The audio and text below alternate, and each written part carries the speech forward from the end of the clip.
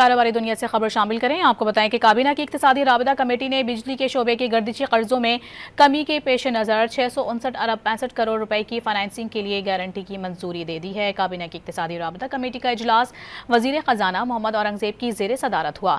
ECC ने power holding limited के कर्जों की अदायगी के बाद का टाइम फ्रेम तलब कर लिया है। एलामी में कहा गया है कि ECC इजलास में तवानाई सेक्टर इस्लाहात और वाजिबात के तस्फिये के फ्रेम वर्क और पावर सेक्टर में माली इस्तेहकाम और लागत में कमी के लिए इकदामात की मंजूरी दी गई। इजलास में तरसीलात ज़र इकदामात की स्कीमों के मरहलावार खात्मे की मंजूरी भी दी गई। कारोबारी दुनिया से खबर शामिल करें। आपको बताएं कि काबीना की इक्तिसादी राबता कमेटी ने बिजली के शोबे के गर्दिशी कर्जों में कमी के पेश नज़र 659 अरब 65 करोड़ रुपए की फाइनेंसिंग के लिए गारंटी की मंजूरी दे दी है। काबीना की इक्तिसादी राबता कमेटी का इजलास वजीर खजाना मोहम्मद औरंगजेब की जेर सदारत हुआ।